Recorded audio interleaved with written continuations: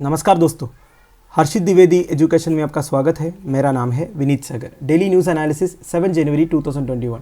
आज के important news कौन कौन सा है चेक करते हैं। देखिए, प्रधानमंत्री जब पंजाब गए थे तो उनके सिक्योरिटी में लैप्सेस हुए थे, ये न्यूज़ आपने सुना होगा। तो इसके ऊपर अब एक पैनल सेटअप करने वाला है संडे की तरफ से और पंजाब गवर्नमेंट की तरफ से। इसके साथ साथ में प्राइम मिनिस्टर की सिक्योरिटी के बारे में भी हम डिस्कस करेंगे। फिर देखिए, India on track to surpass China as the third largest ethanol consumer. देखिए, एथेनॉल ब्लेंडिंग के बारे में आपने सुना होगा। इंडिया में आजकल करीब 8% एथेनॉल ब्लेंडिंग चलता है, उसके बारे में हम डिस्कस करेंगे। और इंडिया एथेनॉल कंजप्शन में चाइना को क्रॉस करने वाला है एंड दुनिया का थर्ड लार्जेस्ट एथेनॉल कंज्यूमर बनेंगे 2026 तक। ये इंटरनेशनल एटॉमिक एनर्जी एजेंसी का कहना है, ये भी हम डिस्कस करेंगे। फिर देखिए, कजाकिस्तान से एक न्यूज़ निकल के आ रहा है दोस्तों। कजाकिस्तान में प्रोटेस्ट चल रहा है, तो उनके हेल्प करने के लिए Russia led peace keeping troops पहुंच गए। Basically collective security treaty organisation के बारे में इधर बात होगा।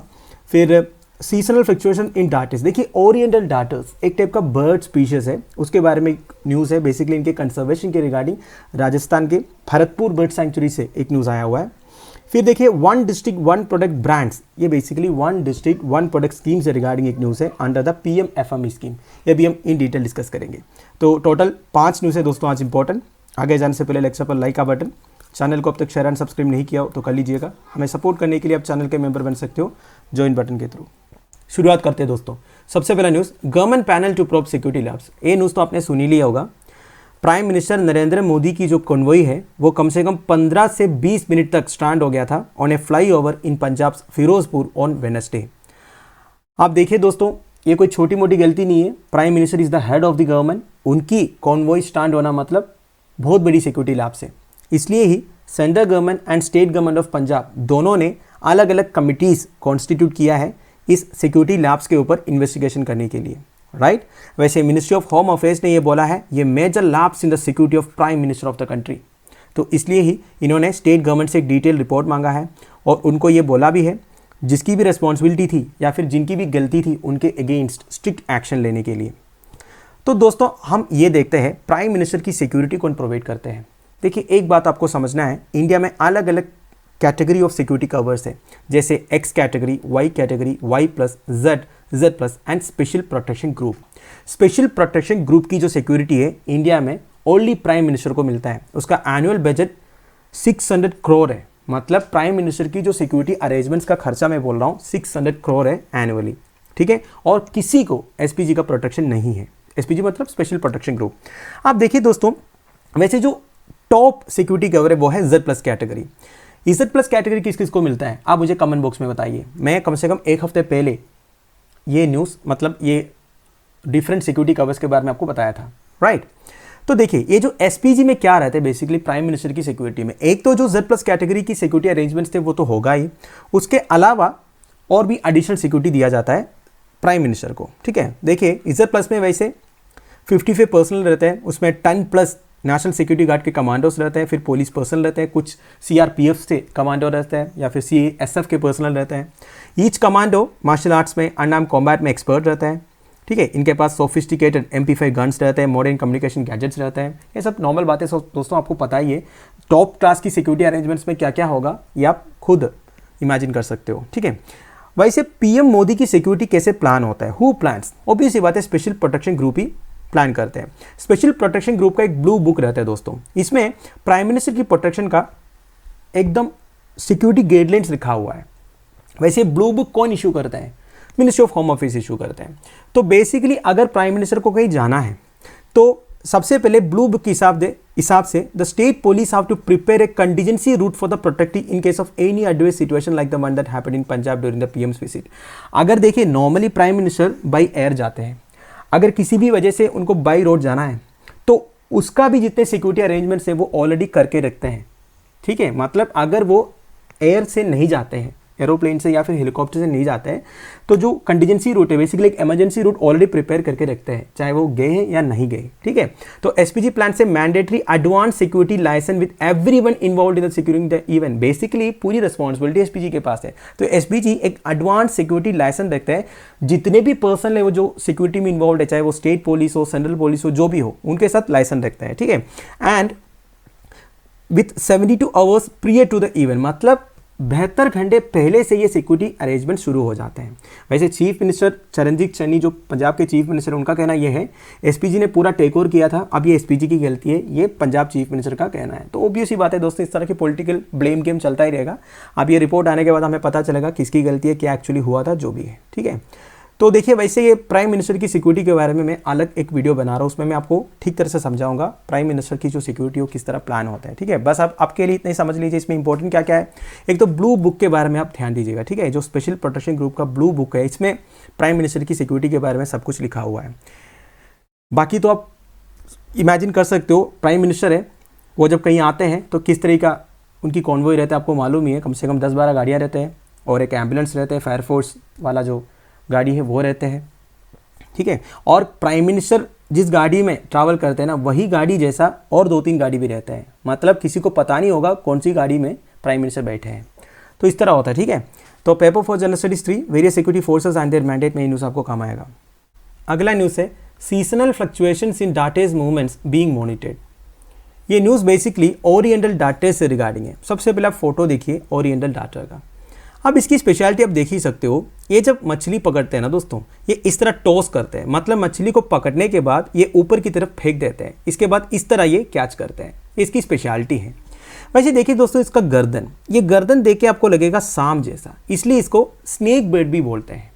अब ये ओरिएंटल डाटा का एक कंजर्वेशन प्रोग्राम शुरू होने वाला है राजस्थान में भरतपुर बर्ड सेंचुरी में। भरतपुर बर्ड सेंचुरी का ऑफिशियल नाम है केवलादेव नेशनल पार्क। अब मेरी प्रोनाउंसिएशन गलत हो सकता है, सॉरी फॉर दैट, ठीक है। आप देखिए ओरिएंटल डार्टिस, इसका टैक्सोनॉमिकल नेम क्या है, अनहिंगा मेलानोगैस्टर, राइट।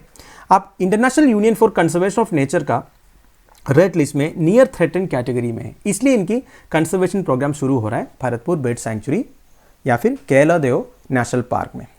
और एक चीज़ मैं आपको बताना चाहता हूँ, ओरिएंटल डाटा, ओरिएंटल वर्ड का मतलब क्या होता है। वैसे आपने बेसिक एनसीईआरटीज़ में भी ये ओरिएंटल टर्म देखा होगा, क्या होता है इसका मतलब, ठीक है। मैं ऑप्शंस देता हूँ, मतलब बिना गूगल में सर्च किया बता देना। ओरिएंटल मतलब कोई एक रीजन से रिलेटेड होता है, वो एशिया है, यूरोप है, अफ्रीका है या अमेरिका है, आप मुझे बताइए, ठीक है। ये मैं इसलिए आपको पूछ रहा हूँ, मैं जब एक क्विज प्रोग्राम अटेंड किया था उसमें मतलब एक इंपॉर्टेंट क्वेश्चन था, what is the meaning of oriental करके, ठीक है। अब देखिए, तो अब हम केवलादेव नेशनल पार्क के बारे में भी देखेंगे।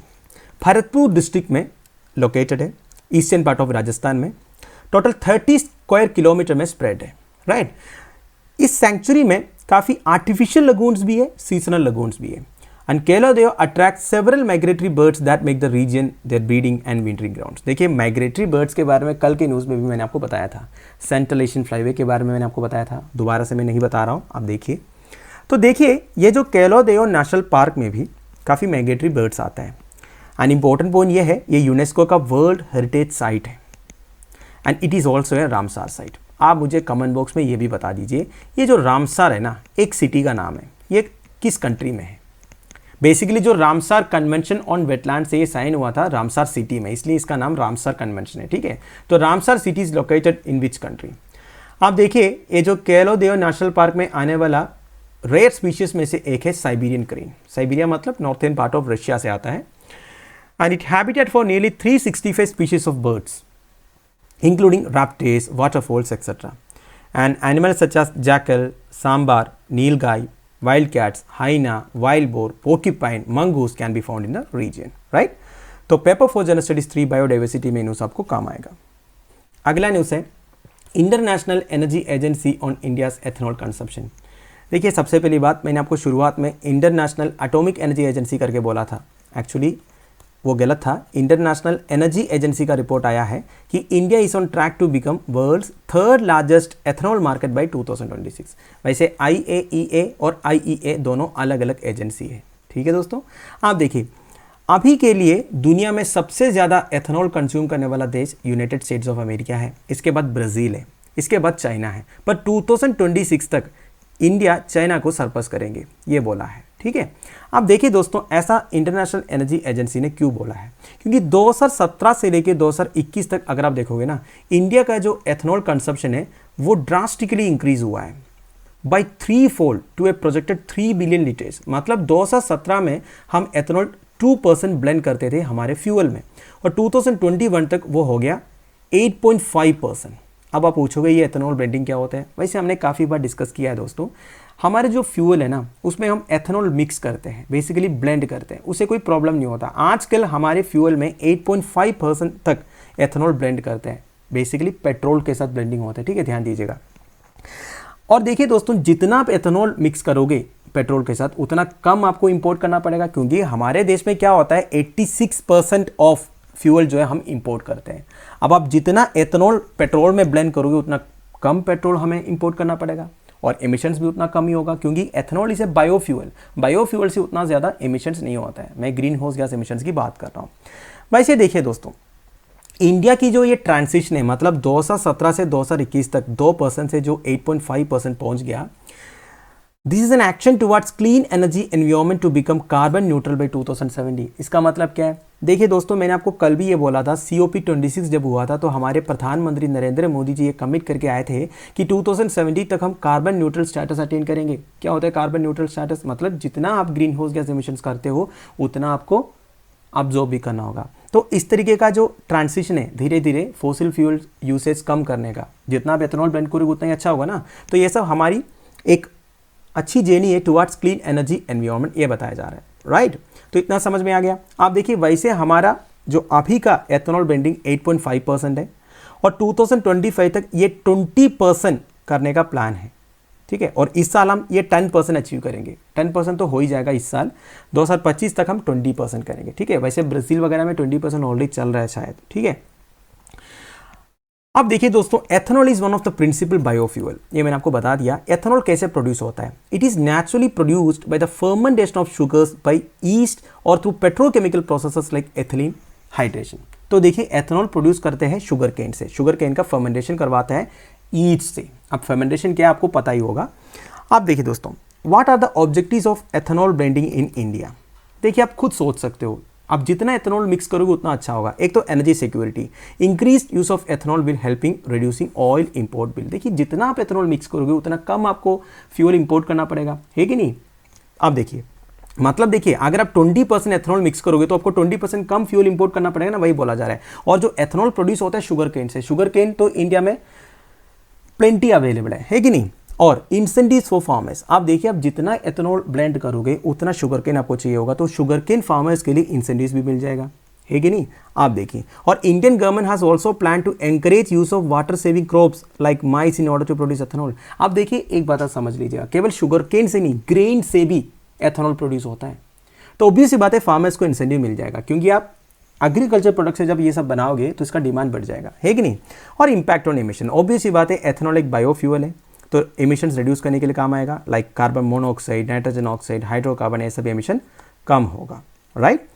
तो paper for general studies 3, energy conservation, government policies and intervention, environmental pollution degradation, ये सब में आपको ये न्यूज़ काम आएगा।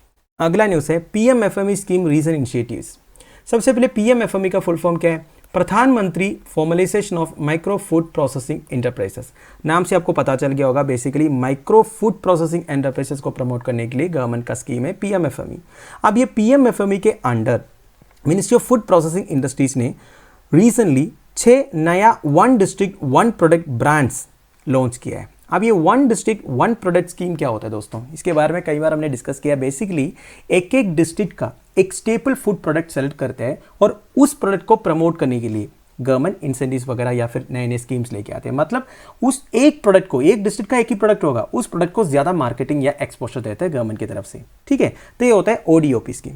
तो earlier ministry had signed an agreement with NAFED। NAFED मतलब national agricultural cooperative marketing federation of India limited. Under the agreement 10 brands of ODOP are to be selected. तो ODOP के अंदर 10 ब्रांड को सेलेक्ट किया जाएगा। अब देखिए दोस्तों, इसमें इतना इंपॉर्टेंट मैं नहीं बोलूंगा ये न्यूज़, फिर भी इसके अंदर जो रिसेंटली लॉन्च ब्रांड्स है ना, दिस इज इंपॉर्टेंट। कौन कौन सा है? Amritphal, Kashmiri Mantra, Kori gold, Madhu Mantra, whole wheat cookies of Delhi Bakes and Somdana. अब देखिए एक एक क्या है, देखते हैं दोस्तों, ठीक है। ये ब्रांड है बेसिकली। अब इसके अंदर क्या इंग्रेडिएंट्स है वो भी देखना पड़ेगा। अमृतफल ये बेसिकली आंवला जूस है। ये हरियाणा के गुरुग्राम डिस्ट्रिक्ट में डेवलप होता है। It has lemon juice added and is a natural elixir, cost of 500 ml of Amrit Phal is 120। तो बेसिकली एक ब्रांड है, ये समझ लीजिएगा, ठीक है। अमृत फल के अंदर बेसिकली वो अमला जूस है, अमला जूस में थोड़ा सा लेमन जूस मिक्सड है, राइट। तो 120 में मिल जाएगा 500 ml। कोरी गोल्ड मतलब बेसिकली कोरिएंडर पाउडर है। ये राजस्थान का कोटा डिस्ट्रिक्ट डेवलप कर रहा है, राइट। अब ये प्रोडक्ट है, इसकी फ्लेवर के लिए बहुत ही फेमस है। 100 ग्राम्स का कॉस्ट है 34 रुपीज़। फिर एक काश्मीरी मंत्रा, ये बेसिकली काश्मीरी रेड चिल्ली से प्रोड्यूस कर रहा है, इसमें एडेड स्पाइसेस भी रहेगा। ये जम्मू एंड कश्मीर के कुलगाम डिस्ट्रिक्ट डेवलप कर रहा है। तो समझ रहे हो ना, ओडीओपी स्कीम के अंडर मैंने बोला एक एक डिस्ट्रिक्ट का एक एक प्रोडक्ट को सेलेक्ट करते हैं। अब इसमें से एक एक ब्रांड को प्रमोट किया जा रहा है कि इसमें पीएमएफएमई के अंडर, राइट। मधु मंत्रा मतलब एक टाइप ऑफ हनी है, ये उत्तर प्रदेश के सहारनपुर डिस्ट्रिक्ट से रिलेटेड है, राइट। अब ये Madhu Mantra honey is collected from free range bees, the cost of 500 grams is 185 rupees, right. फिर होल व्हीट कुकीज़, ये it is developed by Delhi Bakes a bakery, it is made of a jaggery and not sugar. ये sugar से नहीं बनता है, जागरी से बनता है, ठीक है। इसका 380 ग्राम का रेट है 175 रुपीज़। फिर ब्रांड सोमदाना, ये रागी फ्लोर है बेसिकली, ये महाराष्ट्र के थाने डिस्ट्रिक्ट डेवलप कर रहा है। ग्लूटेन फ्री है, ग्लूटेन मतलब वही है sugar free. Somdana is rich in calcium, fibre, iron etcetera. 500 gram का कॉस्ट है 60 रुपीज़। तो समझ गए ना आप। तो एक एक ब्रांड है, एक एक ब्रांड का इंग्रेडिएंट्स क्या क्या मैंने आपको बता दिया। तो इस ब्रांड्स को अभी लॉन्च किया गया है पीएमएफएमई स्कीम के अंडर ओडीओपी ब्रांड्स करके, राइट। तो paper for general studies 3 marketing of agro products में न्यूज़ आपको काम आए। आज का final news, Russia led troops deployed in Kazakhstan. सबसे पहले आप कजाकिस्तान का मैप देख लीजिए। मैप से याद आया दोस्तों, कल मैंने नॉर्थ कोरिया से रिलेटेड एक न्यूज़ कवर किया था। बेसिकली नॉर्थ कोरिया ने एक बैलिस्टिक मिसाइल टेस्ट फायर किया करके एक न्यूज़ था, उसमें मैंने आपको नॉर्थ कोरिया का मैप दिखाया था। और नॉर्थ कोरिया का जो बॉर्डर है मैंने आपको बोला था ओनली चाइना के साथ और साउथ कोरिया के साथ है। ये गलत है दोस्तों, रशिया के साथ भी वो एक छोटा सा बॉर्डर शेयर करते हैं, ठीक है। तो नॉर्थ कोरिया का बॉर्डरिंग कंट्रीज कौन कौन सा है? Russia, China and south Korea. बस मुझे यही बताना था। आप देखिए कजाकिस्तान, आप सबको पता होगा Kazakhstan was a part of erstwhile Soviet union. तो सोवियत यूनियन से अलग हुआ वाला जितने कंट्रीज है उनमें से सबसे लार्जेस्ट एंड वेल्थियस्ट कंट्री है कजाकिस्तान। कजाकिस्तान का जो साइज है वेस्टर्न यूरोप का जैसा है, उतना बड़ा एक कंट्री है। और ऊपर से कजाकिस्तान में colossal resource of oil, natural gas, uranium, precious metals वगैरह है। इसलिए Kazakhstan is the richest country in central Asia.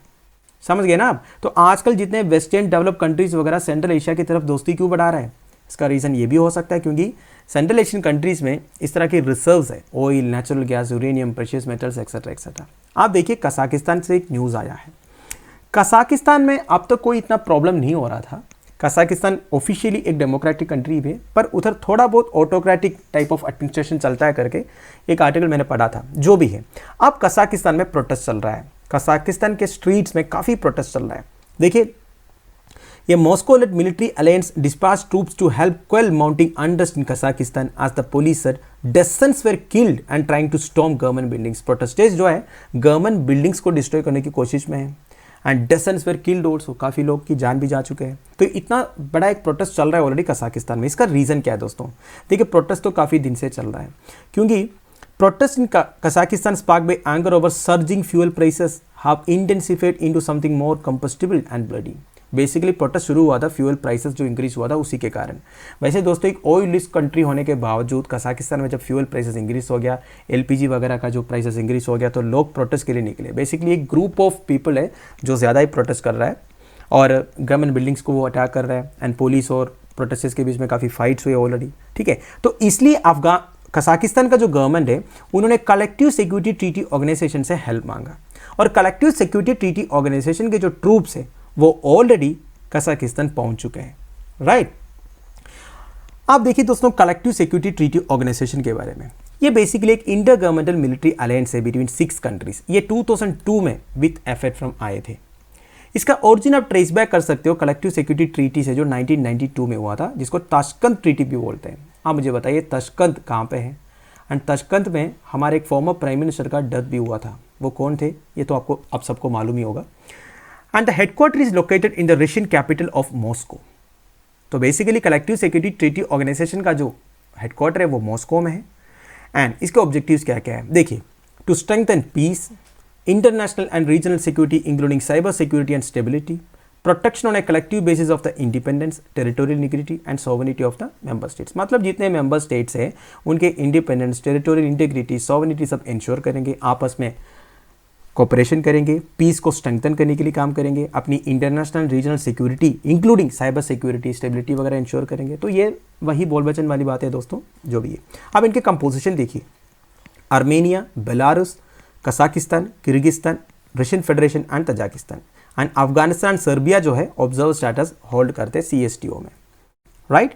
अब देखिए, तो बस न्यूज़ यही आया है दोस्तों, ये प्रोटेस्ट को सप्रेस करने के लिए अफगानिस्तान गवर्नमेंट, अफगानिस्तान का जो प्रेसिडेंट है कासिम जोमार्त तोकायब, इन्होंने CSTO से अपील किया था कि आप ट्रूप्स भेज दीजिए, इधर प्रॉब्लम आउट ऑफ कंट्रोल जा रहा है। तो already Moscow led military alliance, Moscow led military alliance मतलब CSTO ही है, CSTO के ट्रूप्स ऑलरेडी पहुंच गया है, राइट। तो यही न्यूज़ आया दोस्तों। तो paper 3 general studies 2 international relations में ये न्यूज़ आपको काम आएगा। तो दोस्तों that's end of it. I hope आपको सारे न्यूज़ अच्छी तरह समझ में आया होगा। आप मुझे कमेंट बॉक्स में बता दीजिएगा। लेक्चर की PDF एज यूजुअल आपको टेलीग्राम चैनल में मिल जाएगा, जिसका लिंक नीचे प्रोवाइडेड है। Thank you for watching, bye bye, have a nice day.